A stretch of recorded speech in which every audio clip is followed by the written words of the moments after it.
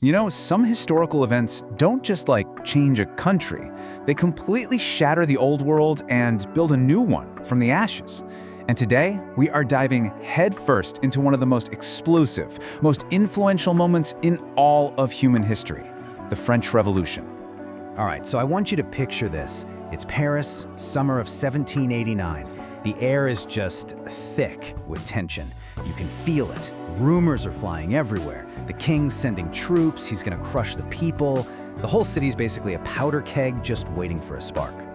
And then, on July 14th, that spark ignites. A huge crowd, just desperate and furious, marches on the Bastille. Now, they're not just looking for weapons, you see. They are attacking the symbol of the king's absolute power, the most hated building in Paris. And what happens? The fortress actually falls. Its commander is killed, and get this, people start selling off bits of the stone walls as souvenirs. Souvenirs of a tyranny they just tore down.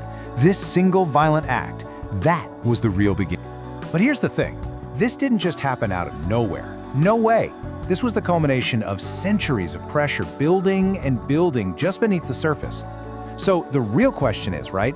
How did an entire nation, one of the most powerful in the world at the time, get pushed to this absolute total breaking point? Well, to really get it, to understand that explosion, we've got to go back and look at what came before. We're talking about a system that historians call the old regime.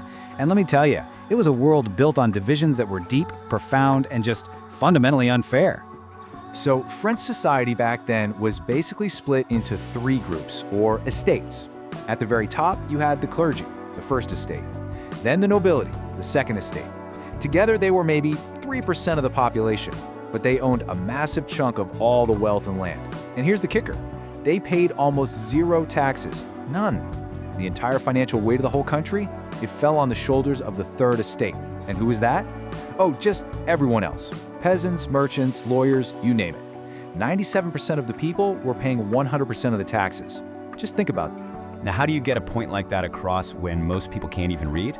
Well, that's where images like this one become so incredibly powerful. I mean, just look at it. You've got this nobleman looking fat and happy, just taking everything from a poor peasant.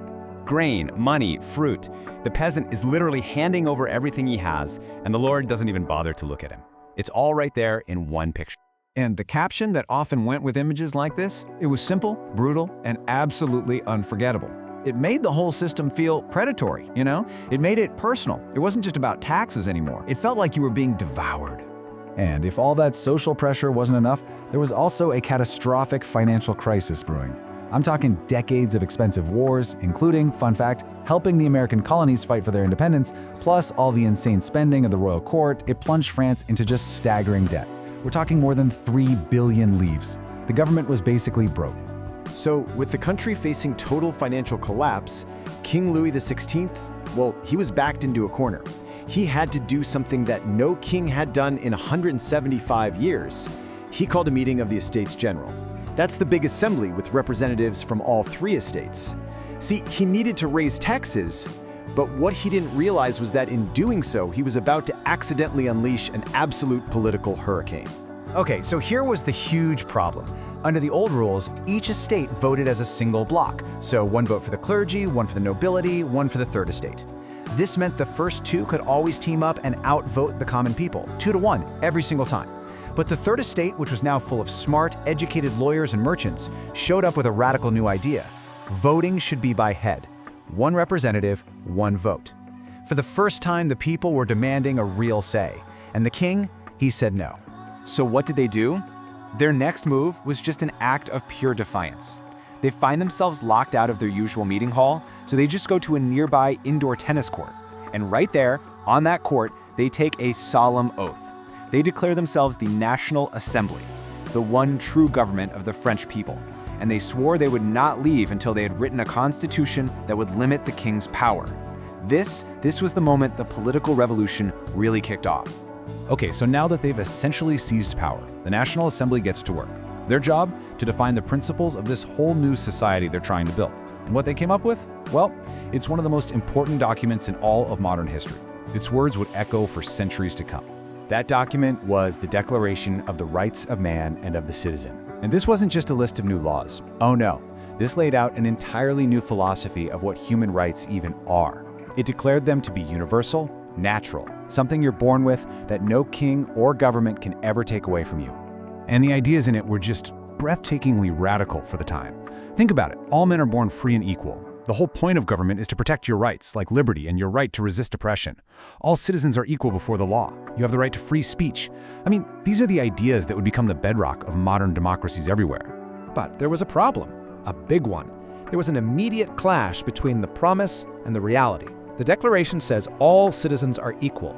But then, the first constitution they write in 1791 divides society into two classes, active citizens and passive citizens. And guess who gets to vote?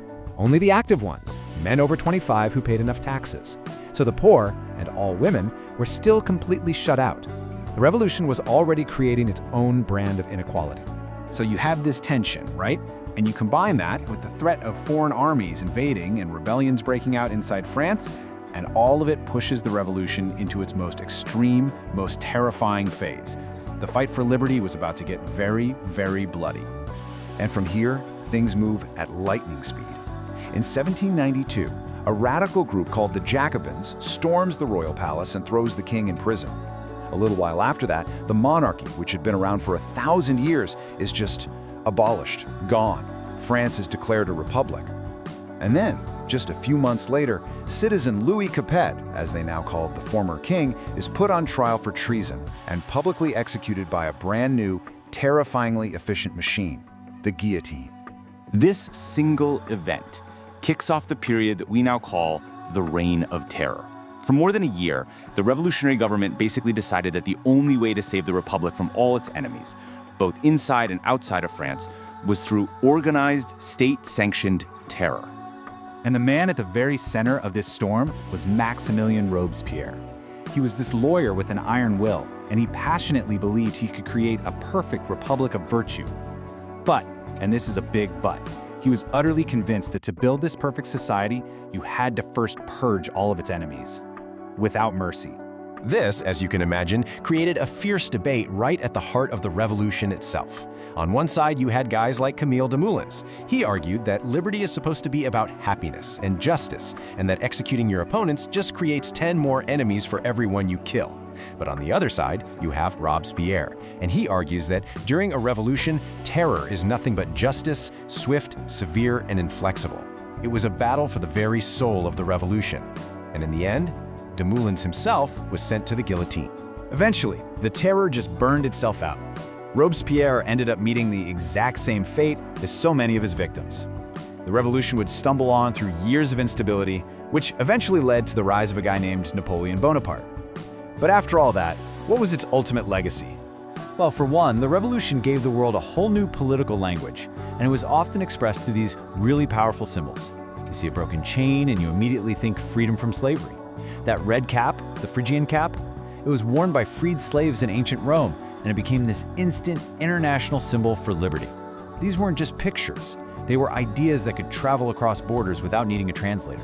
And really, that is the most crucial point. Despite all the chaos, all the violence, and the horror of the terror, the core ideals of the revolution, liberty, equality, fraternity, they were just too powerful to be extinguished. They became the rallying cry for reformers, for revolutionaries, for anyone fighting for democracy all across Europe and the world for the next 200 years. So the French Revolution gave us the very language of modern rights and democracy, ideas that, let's be honest, many of us take for granted today. But it came at a terrifying cost. And that leaves us with the revolution's most difficult question, one people are still debating. Its ideals definitely reshaped our world, arguably for the better. But does the end ever justify the means? Can an ideal, no matter how noble, ever justify the kind of terror used to achieve it?